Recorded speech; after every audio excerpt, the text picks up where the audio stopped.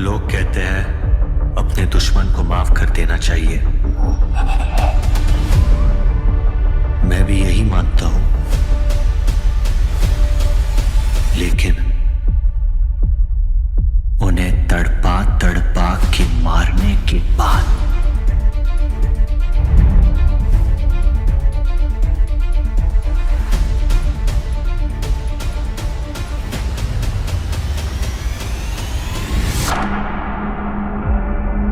वरुण धवन बॉलीवुड का एक ऐसा एक्टर जिसने अपने करियर के स्टार्टिंग के 5 इयर्स यानी कि 2012 से 2017 तक टोटल 9 मूवीज की, और जो काम बॉलीवुड के तीनों खान्स नहीं कर पाए वो वरुण ने कर दिखाया। और बैक टू बैक उन्होंने 9 की 9 मूवीज बॉक्स ऑफिस पे हिट दी। बट फिर वही वरुण धवन अपने करियर के अगले 8 इयर्स में एक भी हिट नहीं दे पाते। जी हाँ, 2018 से 2024 तक वरुण धवन टोटल 9 मूवीज करते हैं और ये सब की सब मूवी बॉक्स ऑफिस पे फ्लॉप रहती है। और ये तो कुछ भी नहीं है, क्योंकि प्री पैंडेमिक जहाँ कार्तिक आर्यन और विकी कौशल जैसे स्टार्स को वरुण धवन से बहुत छोटा स्टार माना जाता था, वो पोस्ट पैंडेमिक वरुण धवन से बड़े स्टार बन के बैठ जाते। जहां विकी कौशल की छावा ने 800 करोड़ का बिजनेस किया होता है, तो कार्तिक आर्यन की भूल भुलैया 3 ने भी 400 करोड़ का नंबर पोस्ट किया होता है। बट वही वरुण, जो कि एक हाईली टैलेंटेड एक्टर हैं, अच्छे डांसर भी हैं, उन्होंने अच्छी मूवीज भी कर रखी है, बट फिर भी ऑलमोस्ट 10 सालों में वो 100 करोड़ नेट बॉक्स ऑफिस का नंबर तक अचीव नहीं कर पाते। तो इस वीडियो के बनाने का पर्पस भी इसी बात को डिस्कस करना है कि कैसे वरुण धवन ने अपने करियर की स्टार्टिंग ईयर्स में बैक टू बैक हिट्स दी।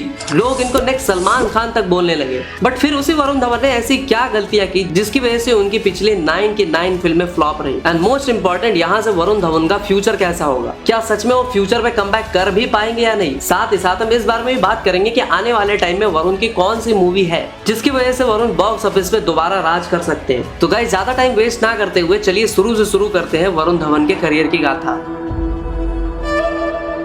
वरुण धवन का डेब्यू एकदम ग्रैंड तरीके से 2011 में Karan Johar directed film student of the year से होता है, जिसमें करण जौहर ने उनको एकदम हीरो की तरह प्रेजेंट किया होता है। और सिर्फ वो अकेले नहीं होते, बल्कि सिद्धार्थ मल्होत्रा को भी हीरो की तरह ही प्रेजेंट किया जाता है। दोनों को पब्लिक का भरपूर प्यार मिलता है। लेकिन फिर ऐसा क्या होता है कि जहाँ वरुण ने उसके बाद हिट्स पे हिट दी, वही सिद्धार्थ 1-2 हिट देने के बाद फ्लॉप्स की लाइन लगा देते हैं। तो Varun student of the year की सक्सेस मिलने के बाद अपने पापा के साथ मैं तेरा हीरो जैसी फिल्म करते हैं, जो लोगों को आज भी बहुत इंटरटेनिंग लगती है और रिलीज के टाइम पे वो सुपर हिट होती है। अब तक लोगों ने वरुण को एज एन एंटरटेनर बहुत ज्यादा पसंद करना शुरू कर दिया होता है, लेकिन सिनेफाइल ऑडियंस अब भी उनसे एक स्ट्रॉन्ग एक्टिंग परफॉर्मेंस डिमांड कर रही होती है। तो उनका मुंह बंद करने के लिए भी फिल्म आती है बदलापुर। इस फिल्म के बाद ही लोग वरुण को एज एन एक्टर भी सीरियसली लेना चालू कर देते हैं। उनके परफॉर्मेंस इस फिल्म में इतना खतरनाक होता है कि कुछ सीन्स में उनके कैरेक्टर से डर भी लगने लगता है। और नवाजुद्दीन सिद्दीकी जैसे शानदार एक्टर के सामने बड़े बड़े एक्टर्स ओवर शैडो हो जाया करते हैं, लेकिन वरुण के साथ ऐसा नहीं होता। और इसके बाद वरुण एक के बाद एक हिट देना शुरू करते हैं अपने रोम कॉम वाले जॉनर में, जैसे कि दुल्हनिया सीरीज, जुड़वा 2, डिसूम, दिलवाले, कलंक, सॉरी ये नहीं था। और ऑडियंस में अपनी स्टार वाली इमेज बनाने में भी सक्सेसफुल साबित होते हैं। वरुण ने कंट्रोवर्सी के नाले में कूदने से बिल्कुल ही इनकार कर दिया होता है। हाँ, 1-2 बार उन्होंने केआरके वाला माल फूक के मीडिया में अंट संट जरूर बक दिया होता है। Zoom it is going to get different, and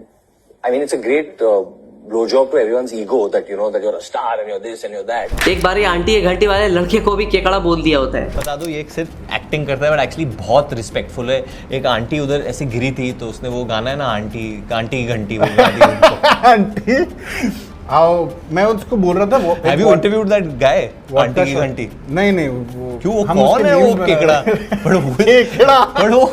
पर वो सही है वो, मतलब वो आंटी मिली थी, वो है? मेरे को पूछ रही थी वोडका शॉट्स कहाँ लगते हैं, तो मैंने बोला आओ आंटी अंदर शॉट लगाते हैं वोडका शॉट। खैर, अपने सफर में इन छोटी मोटी कंट्रोवर्सीज की वजह से उनको कभी कुछ खास प्रॉब्लम नहीं होती और बच्चों में भी वरुण धवन को लेकर क्रेज काफी ज्यादा होता है उस टाइम पे।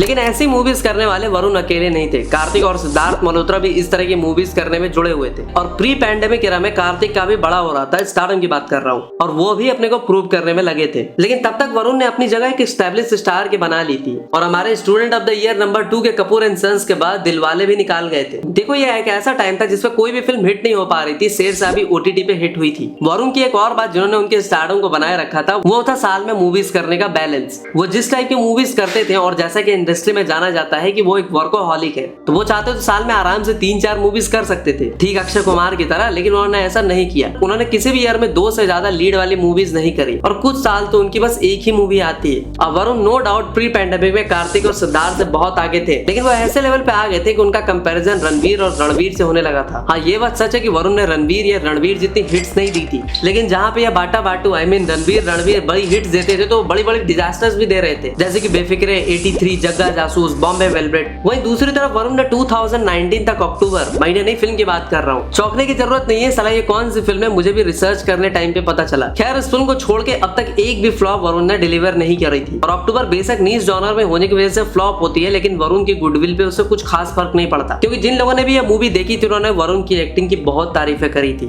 हाँ, वो 2-4 लोग कौन थे ये राज भी उस फिल्म के साथ ही चला गया। इसके बाद सुई धागा जैसी एक बिल्कुल ही अनोखी फिल्म से एज एन एक्टर फिर से वरुण ने अपने आप को प्रूव करा। अब हिट्स डिलीवर करने में वरुण कितने भी कंसिस्टेंट क्यों ना रहे हो, लेकिन ऑडियंस और ट्रेड एनालिस्ट उनसे एक बहुत बड़ी बजट वाली मूवी एक्सपेक्ट कर रहे थे और इसमें वो कोई गलत भी नहीं थे, क्योंकि वरुण जैसे गुडविल वाले स्टार को बड़ी मूवी करनी ही चाहिए। तो अपने कंफर्ट जोन से बाहर आने के साथ उन्होंने धर्मा के साथ एक बिग बजट मूवी साइन कर ली, जिसकी प्री रिलीज हाइप भी बहुत ही ज्यादा थी। लेकिन फिर उस मूवी के साथ क्या हुआ और क्यों यहीं से वरुण धवन का डाउनफॉल शुरू होता है, आइए उस पर बात करते हैं।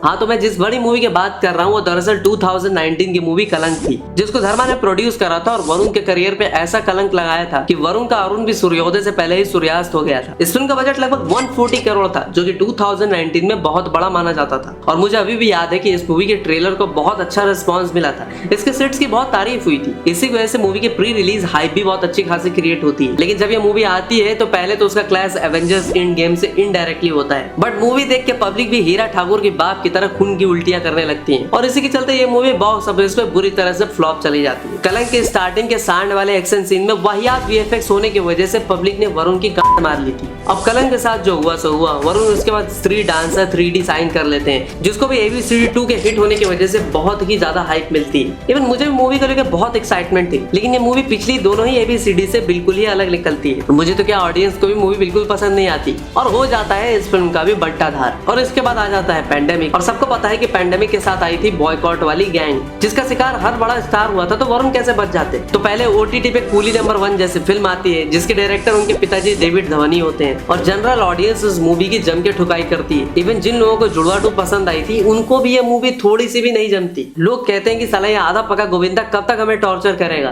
तो इसके बाद आती है जुग जुग जियो 2022 में, ऐसे टाइम में जब बॉलीवुड का समय बॉक्स ऑफिस पे बिल्कुल भी अच्छा नहीं था और इसी के बीच जुग जुग जियो भी फंस के रह जाती है, जो मूवी अच्छी होने के बावजूद एवरेज का टैग लेके बॉक्स ऑफिस से वापस जाती है वरुण की। लेकिन अभी भी सबसे एक्साइटेड मूवी उनके लाइनअप में फंसी हुई थी, जो थी आओ वाली भेड़िया, जिसके बहुत पहले से रूमर्स ये थी कि वो स्त्री यूनिवर्स से कनेक्ट होने वाली है। और जैसा कि ठुमकेश्वरी गाने में श्रद्धा कपूर की एंट्री होती है,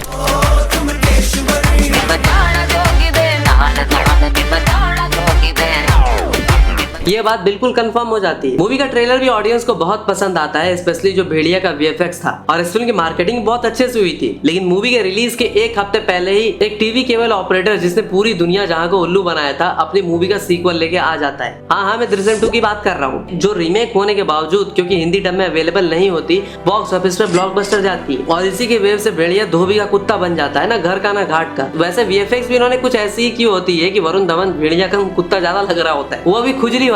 खैर, दृश्यम 2 की वजह से इस फिल्म को बहुत बड़ा डैमेज होता है और मूवी की ओपनिंग बहुत ही एवरेज होती है। और ये बात ध्यान में रखना चाहिए कि उस टाइम पे ऑडियंस महीने में 1 से 2 बार से ज्यादा नहीं निकलती थी। और ये बात अलग है कि भेड़िया को रिव्यूज अच्छे मिलते हैं और मूवी लॉन्ग रन में मारते मारते 70 to 80 करोड़ का कलेक्शन कर ही लेती है और एवरेज का टैग फिर से लेकर जाती है। लेकिन ये फिल्म वरुण की सबसे बड़ी हिट भी साबित हो सकती थी अगर इसे सही टाइम पे रिलीज किया जाता तो। बट भेड़िया का फायदा वरुण को आगे जाके होने के चांसेस बहुत ज्यादा है, जिसके बारे में तुम्हें आने वाले पॉइंट में बताता हूँ। तो अब तक मैंने जितना बताया, जिसमें तुम्हें ये समझ में आ गया होगा कि वरुण हार मानने वालों में से बिल्कुल नहीं। भेड़िया के बाद एक और बड़ी मूवी वो साइन कर लेते हैं, इस बार जवान के डायरेक्टर एटली के प्रोडक्शन हाउस के अंदर बेबी जॉन। अब इसके अनाउंसमेंट टीजर की वजह से हाइप तो बहुत अच्छी होती है, लेकिन रिलीज के आसपास आते ही लोगों को पता चल जाता है कि साला ये भी रीमेक है और पब्लिक फिर से कहती है कि खोपड़ी तोड़ सालों का, और वहीं पे मूवी का खेल खत्म हो जाता है। रीमेक के बावजूद भी जहां वो हाइप के दम पे एक डिसेंट कलेक्शन कर सकती थी, वहीं सिंडिकेट वाले पुष्पा के रास्ते में आके फिल्म अपनी लुतिया खुद डुबा लेती है। और जहां एक टाइम पे वरुण कार्तिक से बहुत आगे होते हैं, वरुण अगर एक तोड़ के फेंक देते तो कार्तिक जैसे 10 खड़े हो जाते।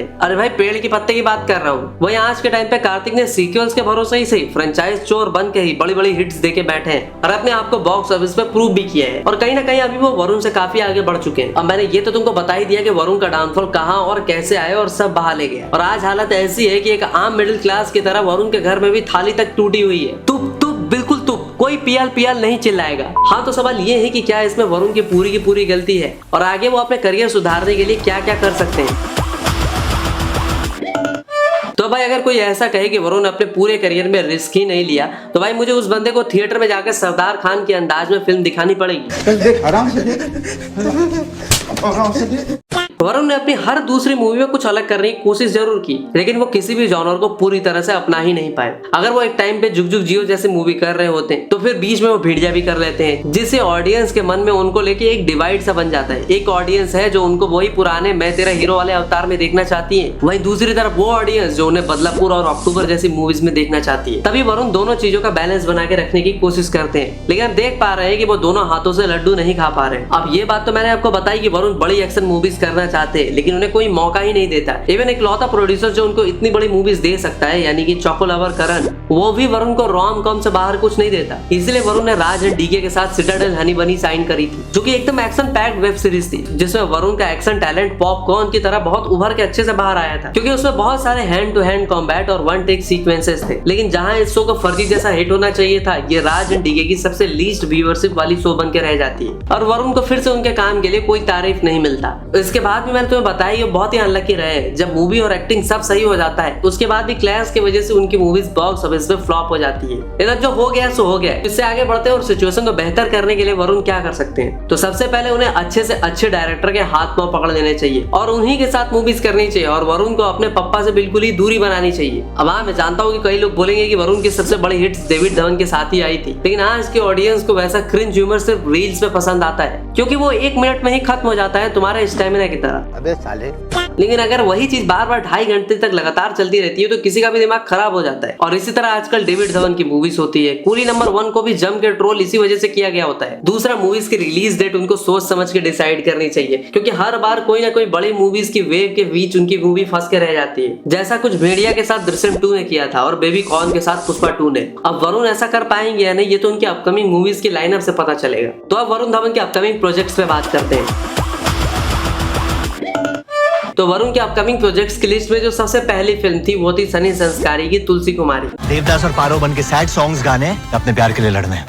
प्यार के लिए कैसे लड़ता है? जो कि भाई 2 अक्टूबर को ऑलरेडी रिलीज हो चुकी है। अब देखो इसका प्रमोशन वरुण की हर मूवी की तरह काफी बढ़िया चल रहा था लेकिन फिर से ये मूवी का क्लैश कांतारा चैप्टर 1 से हो जाता है जिसका पिछला पार्ट हिंदी साइड में ब्लॉकबस्टर रहा था। मतलब भाई तुम स्टेट लेवल भी नहीं जिला स्तरीय खिलाड़ी हो और हर बार तुम्हें नेशनल लेवल खिलाड़ी से ही क्यों भिड़ना है। और अगर इस फिल्म का क्लैश कांतारा चैप्टर 1 से नहीं भी हुआ होता तो ज्यादा से ज्यादा ये फिल्म कितना कमा लेती, 100 to 120 करोड़, उससे ज्यादा नहीं आने वाले थे। बट इसके बाद वरुण जिस मूवी में दिखेंगे वो होगी बॉर्डर 2। अब इसके बारे में तो बच्चा जानता है कि मूवी हंसते हंसते गदर 2 की तरफ 500 करोड़ चली जाएगी और इस मूवी के अच्छे होने के भी काफी चांसेस है क्योंकि इसके डायरेक्टर अनुराग सिंह है जिन्होंने केसरी बनाई थी और आपको याद ही होगा कि गाने और इमोशंस ऐसे थे कि सारा रोना आ गया था। लेकिन क्या आपको लगता है कि इसका क्रेडिट थोड़ा भी वरुण को मिलेगा? बिल्कुल नहीं, क्योंकि इस मूवी के असली जान होंगे सनी देओल और उनके बिना ये मूवी कुछ नहीं है। गदर 2 में जिस बंदे ने काम किया था, मेरा मतलब सनी देओल के लड़के कैरेक्टर प्ले किया था, गूगल करने मत लग जाना, अभी बताओ कितने लोगों को उसका नाम याद है। और जहां हम सब विनती कर रहे हैं वरुण अपने पिताजी के साथ काम ना करे, वही वो उनके साथ एक मूवी साइन ऑलरेडी करके बैठे हैं जिस फिल्म का नाम होगा है जवानी तो इश्क होना ही था। अब मेरे मायने में इस मूवी का चलना थोड़ा सा मुश्किल है, लेकिन एक बार के लिए मान लेते हैं कि डेविड धवन ने मैं तेरा हीरो टाइप की मूवी बनाई थी जो लोगों को बहुत पसंद आई थी और ये मूवी ज्यादा से ज्यादा 150 करोड़ तक पहुंच पाएगी। लेकिन अब जो मूवी इस लिस्ट में अगली है इसका अंदाजा शायद ही किसी ने लगाया होगा और वो है बदलापुर 2।